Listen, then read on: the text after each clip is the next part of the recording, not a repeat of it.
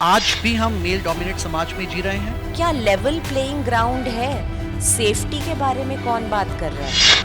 जब हम पायलट की बात करते हैं कोई मेल नेम आता है, फीमेल नेम नहीं आता। Today, India has the highest percentage of women pilots in the entire world. हर माँ बाप चाहते हैं कि हमारी बेटी को एक NRI पति मिल जाए। Empower your daughters and the girls with education. Nirbhaya कांड, हर रोज हमें ऐसे इंसिडेंट सुनने को मिलते हैं। उनको स्पिरिचुअली बहुत स्ट्रॉन्ग करना चाहिए ताकि उनको गलत काम करने से फियर बैठना चाहिए कि मुझे ये गलत काम नहीं करना। कुछ ऐसी महिलाएं भी हैं जो अपनी महिला होने का गलत इस्तेमाल भी करती हैं। They are not performing at work properly. They are just trying to use the woman's card, which is so wrong. ये मिसयूज नहीं है, फ्लेक्सिबिलिटी की आस्क है। क्या हम वो सुनते हैं? वुमेन एम्पावरमेंट में मेल का रोल बहुत बड़ा है। अगर उनकी सपोर्ट है तो girls can touch the sky.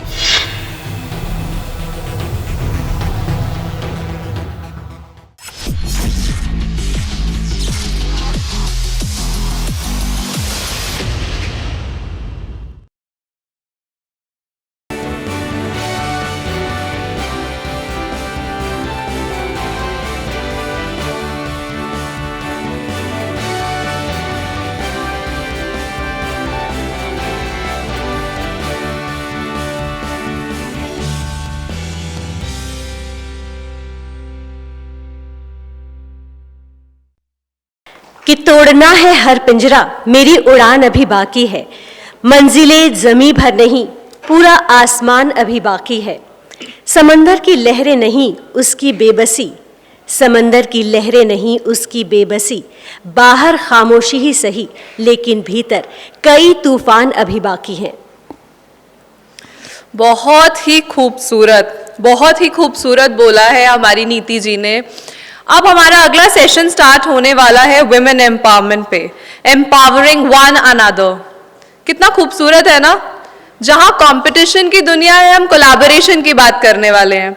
बिल्कुल, अगर विमेन एम्पावरमेंट की बात करें तो आज़ादी के समय बहुत सारी ऐसी महिलाएं थी, चाहे वो सरोजनी नायडू हो, कस्तूरबा गांधी जी हो, मैडम भीखाजी कामा हो, एनी बेसेंट, अरुणा आसफ अली, बहुत सारे ऐसे नाम हैं जिन्होंने आज़ादी की लड़ाई में बढ़ चढ़कर भाग लिया, अपनी भागीदारी सुनिश्चित की और उसके बाद हमें आज़ादी मिली। लेकिन बहुत ही दुर्भाग्य की बात है कि आज़ादी के बाद एक ऐसा दौर भी आया जब हमारे देश में भले ही चाहे उसका रीज़न गरीबी रहा हो, अशिक्षा रहा हो, सामाजिक कुरीतियाँ, दहेज जैसी प्रथा रही हो, लेकिन भ्रूण हत्या तक हुई हमारे ही देश में।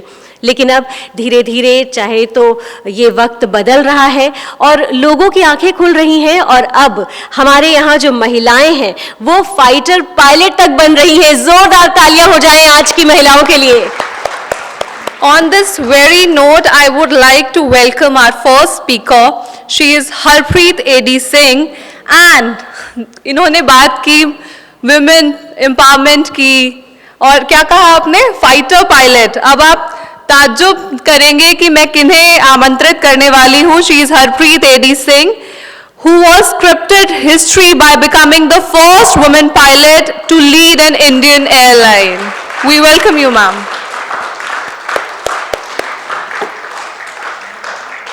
The next speaker is Ms. Sonika Erin, who is the founder and CEO Marching Sheep. She has also been associated with brands like PepsiCo, Vodafone, and many more. We welcome you, ma'am.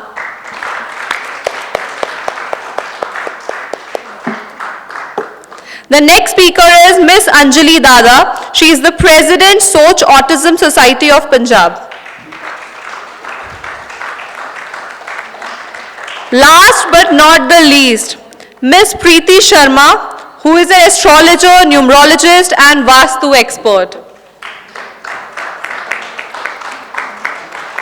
All these women are setting up an example that real woman is who is empowering and supporting another woman, who is fixing other women's crown by not telling the world that it was crooked. To moderate this session, I would request Mr. Balinder Singh Virmani ji to come onto the stage. तालियों से स्वागत कीजिए हमारे सभी moderator और हमारे सभी panelist का। जोरदार तालियां हो जाएं सभी पैनलिस्ट के लिए। I would request Balinder ji to take forward from here. Thank you. We media ideas forum and honouring the gents 2023 में सबसे स्पेशल सब्जेक्ट, मेरा मनपसंद सब्जेक्ट जो है वो है वुमेन एम्पावरमेंट। क्योंकि मुझे कहीं लगता है कि वुमेन एम्पावरमेंट आज एम्पावर की जरूरत नहीं है, आज पावर देखने की जरूरत है। क्योंकि कहीं ना कहीं आज हर कंपनी में एक ऊंचा ओहदा जो रखता है वो एक मेल नहीं, एक फीमेल है।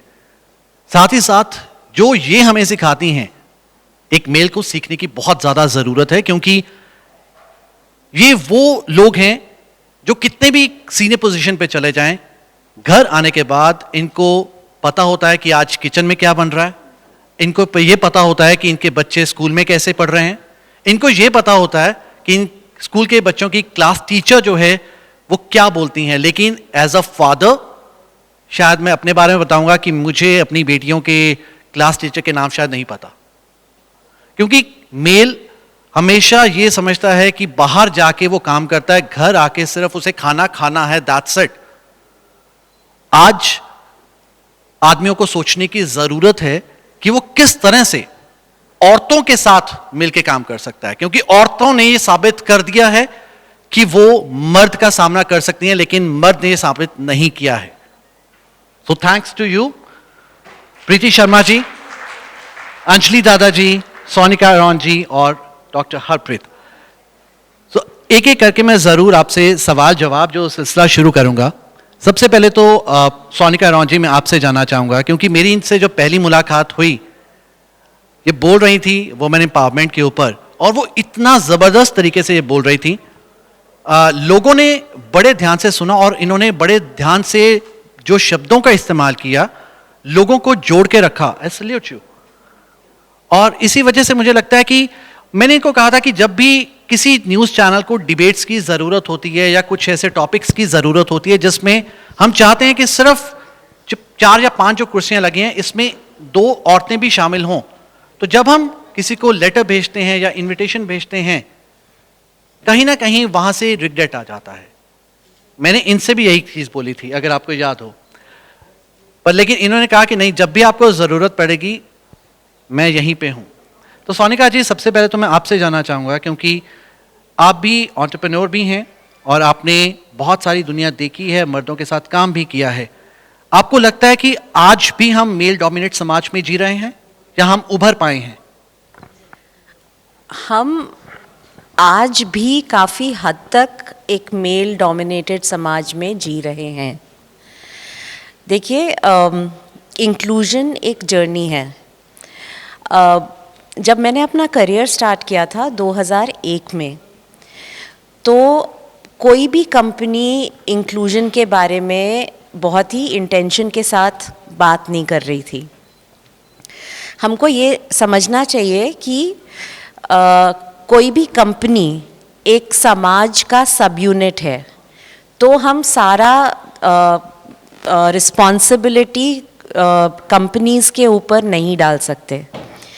इससे पहले डॉक्टर चरणजीत ने बात करी, उन्होंने बात करी एजुकेशन की, और वो सारे स्टूडेंट्स के बारे में बात कर रहे थे। उससे पहले बात हो रही थी हायर एजुकेशन की। मैं आपको यहाँ पे एक छोटी सी बच्ची है, तो मैं बहुत ध्यान से अपने शब्द यूज़ करूँगी। स्कूल्स की बात करते हैं, प्राइमरी स्कूल्स की। क्या हर जगह प्राइमरी एजुकेशन लड़कियों के लिए एक्सेसिबल है और एक्सेसिबल के साथ सेफ है? आप लोगों ने शायद एक हादसे के बारे में सुना होगा जो अभी एक NDMC स्कूल के बाहर हुआ है, एक 7 साल की बच्ची के साथ। अब ऐसी सिचुएशन में जो इकोनॉमिकली वीकर सेक्शंस हैं, जो पॉवर्टी लाइन के नीचे हैं, जो कि आज भी 12-13% पॉपुलेशन है, क्या उन बच्चियों के लिए प्राइमरी एजुकेशन एक्सेसिबल है? तो क्या लेवल प्लेइंग ग्राउंड है लड़कियों के लिए? अगर लड़कियों के लिए लेवल प्लेइंग ग्राउंड ही नहीं है, तो वो हायर एजुकेशन तक पहुँचेंगी कैसे? और अगर हायर एजुकेशन तक नहीं पहुंचेंगी तो एम्प्लॉयबिलिटी की बात कहाँ से आएगी? तो हम अभी भी एक मेल डोमिनेटेड समाज में रहते हैं। हम लोग देखिए, पॉलिसीज़ सब एक इंटीग्रेटेड चीज़ होती है। हम लोग अगर एक तरफ की पॉलिसी पे बात कर रहे हैं, एजुकेशन एजुकेशन एजुकेशन, सेफ्टी के बारे में कौन बात कर रहा है? अभी 2-3 हादसे हुए जहाँ पे एक बेंगलोर में एक लड़की को स्टैब कर दिया गया आउटसाइड ऑफिस प्रेमिसेस। उसमें ऑर्गेनाइजेशन का कोई हाथ नहीं है, क्योंकि ऑर्गेनाइजेशन सेफ्टी का ध्यान रख सकती है ऑर्गेनाइजेशन के अंदर, बाहर क्या करेंगे? अभी एक और हादसा हुआ जिसमें एक ऊबर ऑटो ड्राइवर ने एक जर्नलिस्ट के साथ मिसबिहेव किया। अब ऊबर अपने सारे ड्राइवर्स को चेक करता है, लेकिन अगर उस ऊबर ड्राइवर के अगेंस्ट कोई केस नहीं है पहले, जो कि माँ बाप अपनी लड़कियों को रोकते हैं कि बेटा केस मत करो, कंप्लेंट मत करो, क्योंकि हमारी बदनामी होगी। तो ये सब चीज़ें समाज से आती हैं। ठीक है, ये तो समाज की बात रही, लेकिन डॉक्टर हरप्रीत आपसे भी जानना चाहूँगा, क्योंकि आप एक ऐसी एविएशन इंडस्ट्री में हैं जहाँ पे लोग सोचते हैं कि हमारी बेटियाँ पता नहीं कर पाएंगी नहीं कर पाएंगी, लेकिन आपने ये साबित किया है। आपको क्या लगता है, यही सवाल मैं आपसे भी जानना चाहूँगा, क्योंकि जब हम पायलट की बात करते हैं तो सबसे पहले हमारे दिमाग में कोई मेल नेम आता है, फीमेल नेम नहीं आता। लेकिन जब हम किसी स्कूल टीचर की बात करते हैं तो हमारे दिमाग में सबसे ज़्यादा जो बात आती है वो स्कूल टीचर फीमेल होगी। आपको क्या लगता है? आप सही कह रहे हैं, ये असल में एक समाज का एक जेंडर, जैसे कहते हैं बायस, जैसे एक विजुअलाइजेशन है। कोई नर्स होगी तो वो लेडी होगी, टीचर होगी तो लेडी होगी, लेकिन पायलट होगा तो जेंटलमैन होगा या आदमी होंगे, या जैसे इंजीनियर हैं या कोई एस्ट्रोनॉट हैं तो वो आदमी होंगे। ये एक हमारी समाज की एक शुरू से जेंडर बायस है। और मैं एक उदाहरण के तौर पे आपको कहना चाहूँगी कि जब मैंने अपना करियर स्टार्ट किया था पायलट बनने के लिए, सभी मुझे कहते थे आप क्यों बनना चाहती हैं? और कुछ तो मेरे पिताजी को कहते थे इसकी तो शादी हो जाएगी, आप इतने पैसे खर्च करोगे इसकी ट्रेनिंग में, आपको क्या मिलेगा इसमें से? मतलब ये एक है कि समाज का जो सोचने का ढंग। लेकिन मैं वाहिगुरु के अरदास के साथ शुक्रगुजार हूँ कि जो मेरे फादर थे, मदर थे, वो इतने स्ट्रांग थे। वो कहते बेटी बेटा में कोई फर्क ही नहीं है, हमें कुछ चाहिए थोड़ी ना उस बदले में। जो आप प्रश्न पूछ रहे हैं ना, कुछ फैमिली से स्टार्ट होता है, समाज से स्टार्ट होता है। जो वो एनकरेजमेंट जो माँ बाप दे सकते हैं, वहाँ से बिगनिंग होती है। कई बार हम सटल डिविएशन माँ बाप खुद दिखाते हैं। वो किचन में अपने बेटे को नहीं जाने देंगे, बेटी को बोलेंगे तुम घर संभालो। तो ये पहले तो पेरेंट्स को खुद अपनी, जैसे कहते हैं ना, सेल्फ चेकिंग बहुत ज़रूरत है, क्योंकि कई बार पेरेंट्स ही वो डिवाइड क्रिएट करते हैं, फिर ब्लेम करते हैं सोसाइटी को, ब्लेम करते हैं स्कूल को, इंस्टीट्यूशन को। लेकिन आप खुद तो पहले देख लो कि आप घर में क्या कर रहे हो, फिर नेक्स्ट आता है समाज और फिर नेक्स्ट आता है पायलट्स का। मैं आपको ये बताऊं कि हमने एक चैरिटेबल ट्रस्ट स्टार्ट किया जिसका नाम है IWPA, Indian women pilots association, 1967 में।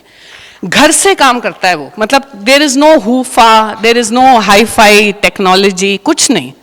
घर से फ्यू ऑफ अस स्टार्टेड के जैसे 1967 में जो लेडीज थी, उस टाइम मैं नहीं थी ऑफ कोर्स, लेकिन मैंने जुड़ गई उस ऑर्गेनाइजेशन के साथ। अब मैं प्रेसिडेंट हूँ। अगर हमने इतनी मेहनत से घरों में जा जाकर उनके जो पेरेंट्स हैं, जो इन्फ्लुएंसर्स हैं, जो उनके फ्रेंड्स हैं, जो इतनी काबिलियत है उन लेडीज़ में, जो जब हवाई जहाज़ है उसको नहीं पता कि ये लड़का चला रहा है कि लड़की चला रही है, वो एक टेक्निक है। कोई भी काम कर सकती है औरत, वो तो हमने प्रूव कर ही दिखाया है। और अभी मैं गर्व से कह सकती हूँ कि हमारी मेहनत की वजह से और सभी पेरेंट्स की भी मेहनत से और खास करके उन लड़कियों की मेहनत से, today India has the highest percentage of women pilots in the entire world. ये मैं बहुत गर्व से इसलिए कहती हूँ क्योंकि 15% जो है, और हमारी जब ऑर्गेनाइजेशन ने ये मिनिस्टर को जाके, और हमने कोशिश की 5-6 साल पहले इनको बताने के लिए कि India is actually way ahead, उनको ये लग रहा था कि हम कुछ गलत कह रहे हैं, हो ही नहीं सकता। जब हमने उनको डेटा के साथ प्रूव किया, और अब तो चाहे हमारे मोदी जी प्रधानमंत्री कई बार अनाउंस कर चुके हैं काफी गर्व से कि we are the leaders in the world, तो मतलब अगर आप करना चाहो, मेरा ये उदाहरण देने का यही मकसद है, अगर आप करना चाहो, आप गोल देखो अपने सामने और ये मत सोचो कि मैं सिर्फ अपने लिए कर रही हूं, ये सोचो सही लीडर वो होता है जो अपने से आगे और लोगों को चढ़ाता है, वो लीडर है। लीडर को ना फॉलोअर्स की जरूरत नहीं है, लीडर वो है जो लीडर्स बनाता है। मतलब मैं कहने की ये मतलब समरी में ये है कि विमेन एम्पावरमेंट जब हम कहते हैं ना, पहले विमेन खुद देखें कि वो कितना कर रही हैं अपने लड़कों के साथ, अपनी लड़कियों के साथ विमेन को आगे बढ़ाने के लिए, और लड़के सपोर्ट करते हैं अगर उनके पेरेंट्स ने अच्छी तरह उनको गाइडेंस दिया है। कई बार पेरेंट्स ही वो डिवाइड क्रिएट करते हैं। सॉरी टू से दिस टू ऑल पेरेंट्स, उन पेरेंट्स की बात करना चाहूंगा, पेरेंट्स में काफी प्रॉब्लम है जिनको देखना जरूरी है। बिल्कुल उन पेरेंट्स की बात करना चाहूंगा, क्योंकि हमारे पास अंजलि दादा यहाँ पे मौजूद हैं और कहीं ना कहीं पंजाब से आप बिलोंग करती हैं। पंजाब में एक चलन बहुत ज्यादा है कि हर माँ बाप चाहते हैं कि हमारी बेटी को एक NRI पति मिल जाए। ये वाकई सच है, हर माँ बाप का सपना होता है कि मेरे बेटी को ऑस्ट्रेलिया में, जर्मनी में, अमेरिका में, कनाडा में वहां का पति मिल जाए, मेरी बेटी वहां जाके सेटल हो जाए। जब हमारे मोहल्ले में कोई लड़का होता है, उसके बारे में भी 10 लोगों से पूछा जाता है कि इस लड़के में कोई कमी पेशी तो नहीं है, मेरी बेटी इस घर में खुश रहेगी नहीं रहेगी, इसके माँ बाप कैसे हैं। लेकिन जब 7 समुंदर पार की बात करते हैं और बेटियां ब्याही जाती हैं वहां पे, क्योंकि अमेरिका में, कनाडा में वी मीडिया ने बहुत सारे ऐसे घरों को कवर किया है, बहुत सारी ऐसी महिलाओं को कवर किया है जिन्होंने अपना दर्द छुपाया है। कैमरे के सामने उनको बताते हुए शर्म आ रही थी, उन्होंने कैमरे के पीछे हमें अपना दर्द बताया है कि किस तरह से आज वो तकलीफ से भरी जिंदगी जीने के लिए मजबूर हैं। अंजलि जी, मैं आपसे जानना चाहूंगा, आप एक संस्था भी चला रही हैं सोच, आप इस बारे में क्या कहना चाहेंगी उन पेरेंट्स को के लिए और उन महिलाओं के लिए? So definitely जो आप कह रहे हैं is very very true and Punjab is known for this, Canada, right? So coming back to that point, but I also feel one thing कि यहाँ पे there are 2 parallel thought processes.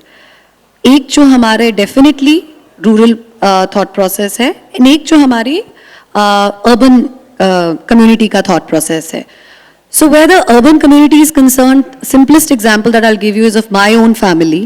My father is an army officer, and he put this stipulation in front that you will not get married till you're not educated.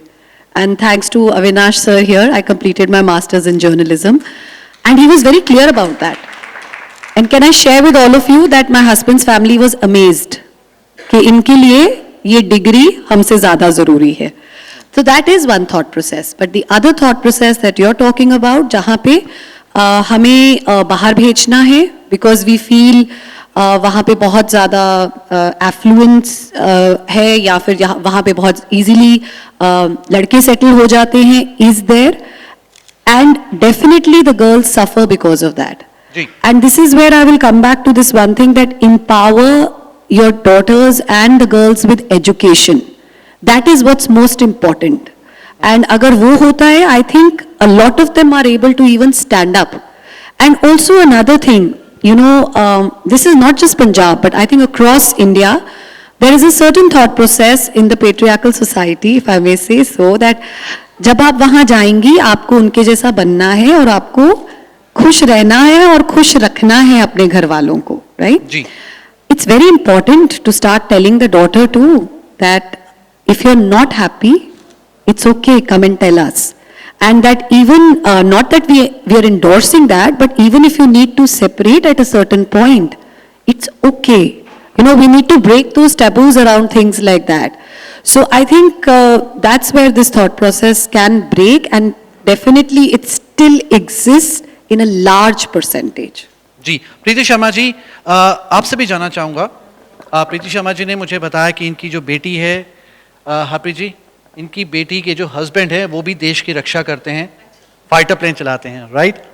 सो कहीं ना कहीं हमारे साथ ऐसी महिलाएं बैठी हैं जो एक अच्छा मुकाम हासिल करती हैं। आपसे भी वही एक सवाल मैं करना चाहूँगा, क्योंकि आपने दुनिया देखी है, कहीं ना कहीं मेल डोमिनेट समाज की चर्चा बहुत ज़्यादा होती है।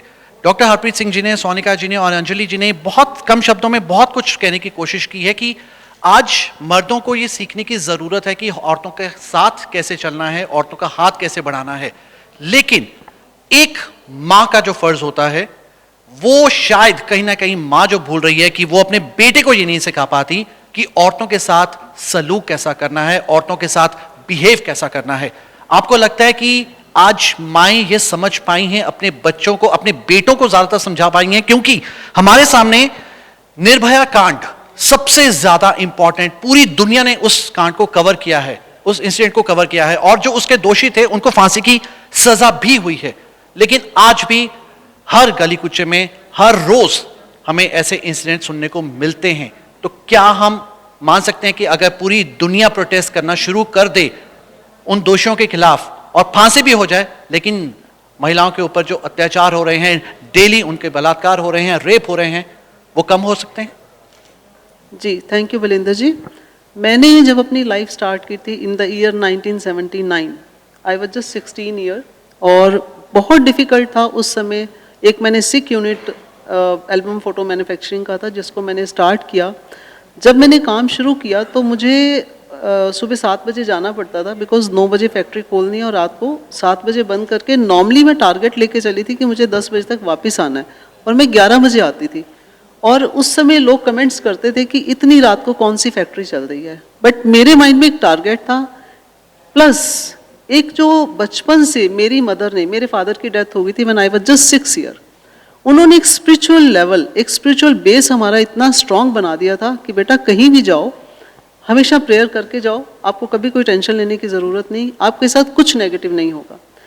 स्लोली 20 ईयर्स मैंने एल्बम मैन्युफैक्चरिंग किया, and I was first person in India who started musical albums in India, auto sticking album in India, and thank you। उसके बाद मैंने जब इमिग्रेशन स्टार्ट किया, उसके साथ मैंने एस्ट्रोलॉजी स्टार्ट की। I have been to 27 countries in the world.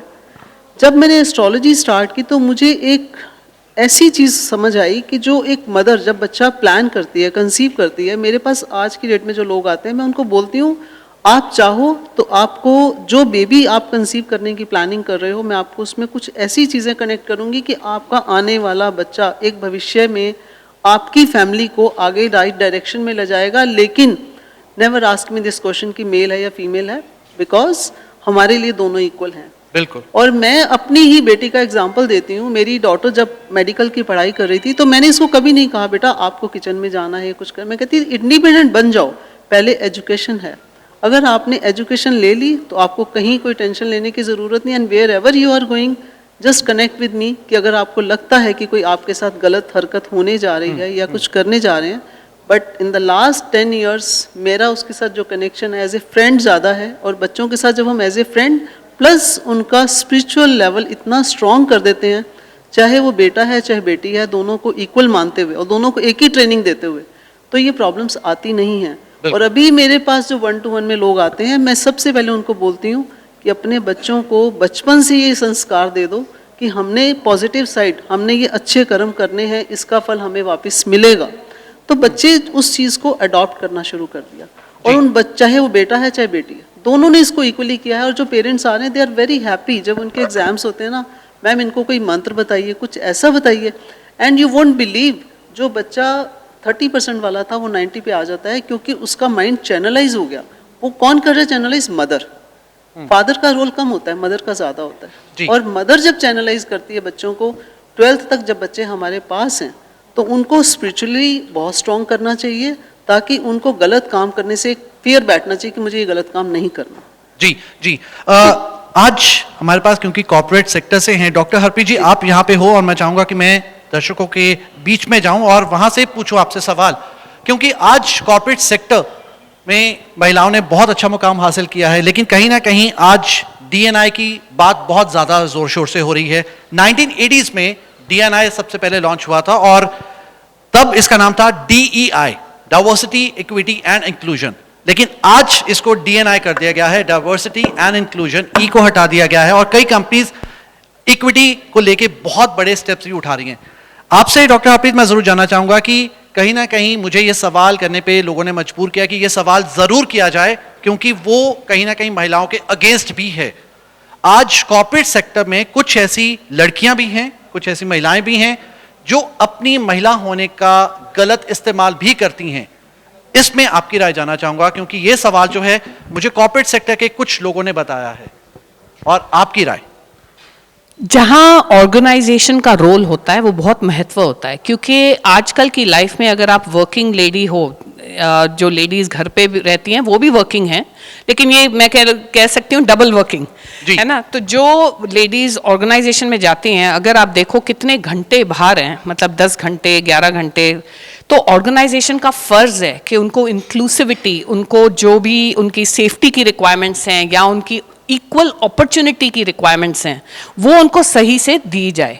और मेरे ख्याल से काफ़ी ऑर्गेनाइजेशंस बहुत कुछ कर रही हैं, लेकिन मैं अपना ऑर्गेनाइजेशन के बारे में तो ज़रूर कहूँगी कि बहुत ही ओपननेस और फ्रीडम टू एक्सप्रेस जी, and freedom to express your problems. मतलब अगर आपको कुछ तकलीफ है, कुछ इश्यू है, जैसे कईयों ने कहा हम दूर जाते हैं, रात के 8 बज गए हैं, हम काम करना चाहते हैं लेकिन थोड़ा सेफ्टी का शक है, तो एम्प्लॉइंग के ठीक है कंपनी की ट्रांसपोर्टेशन आपको छोड़ेगी इस टाइम के बाद। मतलब ये छोटे छोटे मतलब एग्जाम्पल्स हैं इस टाइप का। जैसे वर्क एट होम है, आप मेटर्निटी से आए हैं, आप उस ठीक है आपको आपका फर्ज है कि आप अपने बच्चे की भी देखभाल करें, आप क्यों नहीं कर सकते? आजकल तो डिजिटल है हर चीज, आप घर से काम कीजिए थोड़ा। मतलब इस टाइप के जो ऑर्गेनाइजेशनल का फोकस है वो बहुत जरूरी है।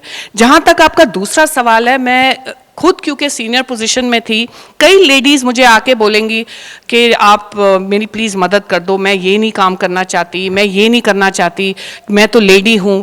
मैं हमेशा उनको यही कहती थी, जब आपने जॉब की एप्लीकेशन की, वो जो जॉब के रिक्वायरमेंट्स हैं, चाहे वो मेल है या फीमेल है, वो आपके जॉब के रिक्वायरमेंट्स हैं। आप उस क्योंकि आप महिला हो, आप उसको मिसयूज मत करो, क्योंकि you are setting a wrong example. मैंने कभी भी उन लेडीज की कभी भी तरफदारी नहीं की जो मिसयूज करती हैं, बल्कि कई बार मेरे सामने इस टाइप के केसेस आए हैं जहां मैंने फ्रैंकली डिसीजंस लिए, जहां मैंने अपने मेल कोलीग्स का सपोर्ट किया है, although I am a woman, क्योंकि मुझे लगा they have put false accusation, they are not performing at work properly, they are just trying to use the women's card which is so wrong. तो मेरा ये कहना है कि जो अगर ऑर्गेनाइजेशन है, the day you grow out of this discussion कि ये मैन है ये वुमन है, that is true women empowerment. The day you actually stop this divide, you know, that is women empowerment. जहां पे एक छोटा सा इंसिडेंट बता देता हूं। एक सीईओ के पास एक शख्स गया और उसने कहा कि मैं आज के बाद जॉब छोड़ रहा हूं, मुझे यहां पे काम नहीं करना है। तो सीईओ ने उसको कहा कि आप जॉब मत छोड़ो, आप 1 महीने की छुट्टी लेके आओ, मालदीव्स में जाओ, अपनी फैमिली के साथ छुट्टी बिताओ, आप 1 महीने की सैलरी एडवांस लो, जाओ मौज मस्ती करके 1 महीने बाद आना मेरे पास और फिर मुझे अपनी राय बताना। 1 महीने बाद फिर वो शख्स वापस गया और सीईओ ने कहा आपका रेजिग्नेशन एक्सेप्ट कर लिया जाता है, thank you for your services. क्योंकि वो सीईओ देखना चाह रहा था कि 1 महीना जब ये शख्स मेरी कंपनी में काम नहीं करता, क्या मेरी कंपनी को कुछ नुकसान हो रहा है, क्या कुछ दूसरे जो कलीग्स हैं क्या वो इससे कुछ कम कर पा रहे हैं? वो था नहीं, वो जो उनकी काम करने की क्षमता थी वो उससे ज्यादा थी आम जो दूसरे कलीग्स थी, तो उसके बिना भी कंपनी चल रही थी।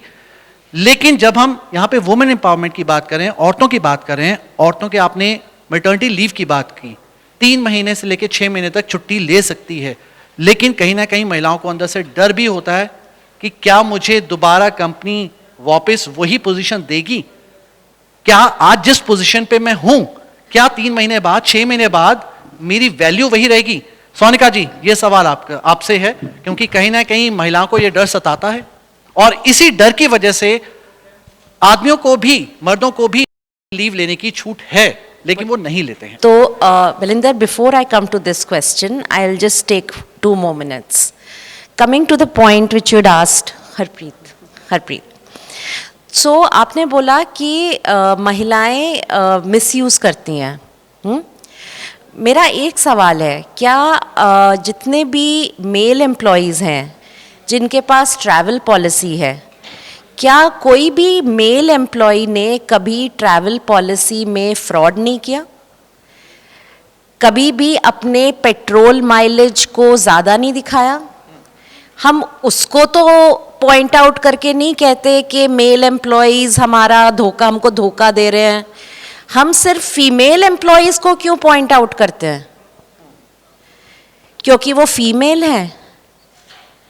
अगर एक फीमेल एम्प्लॉय आके ये बोलती है कि मेरी सास बीमार है या मेरा बच्चा एक फिजिकली चैलेंज्ड या न्यूरो डाइवर्स है, वो ऑटिज्म स्पेक्ट्रम पे है, मुझे फ्लेक्सिबिलिटी चाहिए, तो क्या हम उनको फ्लेक्सिबिलिटी दे सकते हैं? ये मिसयूज नहीं है, ये एक फ्लेक्सिबिलिटी की आस्क है। क्या हम वो सुनते हैं? ये अपनी, अगर कोई अपने करियर को मेट्रो का डब्बा समझता है कि मेरे लिए एक सीट रिजर्व्ड है, तो नहीं, हमको हर प्रोफेशनल की तरह इक्वली काम करना है और तभी ग्रोथ मिलेगी। मैं महीने में 20 दिन ट्रैवल करती हूँ और मेरे 2 बच्चे हैं, एक कुत्ता है, 2 बिल्ली हैं और एक पति है। ठीक है, तो I work just as hard as any other man. That is one. Coming back to के माँ की जिम्मेदारी है 12th तक। Men are equally excited about creating a child.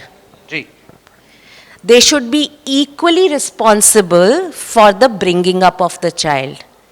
सिर्फ माँ की जिम्मेदारी नहीं है, बच्चे को पालना, उसकी एजुकेशन, उसकी class 2nd, 3rd, 4th, 12th। भगवान के मैं वैसे, मेरी कोई रिलीजियस अफिलिएशन या पॉलिटिकल अफिलिएशन नहीं है, I only believe in one big power. लेकिन अगर गलती से अगर किसी बच्चे की माँ ना रहे तो बाप करेगा ना जी, या बच्चे को छोड़ देगा? जी, तो आई डोंट बिलीव कि बच्चे को सिर्फ माँ चाहिए या माँ की ही रिस्पॉन्सिबिलिटी है या माँ is the primary care giver. ये अपने दिमाग से निकाल के प्लीज कचरे के दान में फेंक दीजिए। यही तो नहीं होता है। ये जहाँ पे लोग हम सुनते हैं, वुमेन एम्पावरमेंट की बातें करते हैं या अलग अलग टॉपिक्स पे डिस्कशन होती है, चाहे वो सोशल सर्विस पे डिस्कशन हो, लेकिन उसका हल क्या निकलता हाँ, है? 1 मिनट मैं आ रही हूँ। आपका मेन क्वेश्चन क्या था मुझसे, मैं भूल गई। मेन क्वेश्चन हाँ, मैटर्निटी और पैटर्निटी। हाँ, coming back to maternity and paternity. Paternity leave में कहीं ना कहीं हाँ। एक मेल को डर यही रहता है कि अगर मैं छुट्टी लेके घर बैठ गया तो यहाँ पे सबने वर्किंग मदर्स सुना है ना? सबने सुना है ना? वर्किंग फादर्स सुना है? आप में से कितने, जितने भी जेंटलमैन है यहाँ पे, how many of you have children? Are you all not working? You are fathers, but you are not working? So you are working fathers, right? So first of all, let us change our language. Can we stop calling women or mothers as working mothers? Are we penalizing women in our organization for a biological process? What if your wives came one day and said कि हमें बच्चे ही नहीं पैदा करने क्योंकि मेरा career खराब हो जाएगा, मेरी रेटिंग खराब हो जाएगी, मेरा प्रमोशन नहीं होगा? क्या आपको चलेगा? नहीं चलेगा। तो इसीलिए आदमी लोग भी पैटर्निटी लीव इसीलिए नहीं लेना चाहते क्योंकि जब एक औरत वापस आती है कोई गारंटी नहीं है कि उसको उसकी पुरानी जॉब दी जाएगी। उसको बैठा देंगे कि बेटा आप ना MIS कर लो या आप कोई डेटा एंट्री की जॉब कर लो।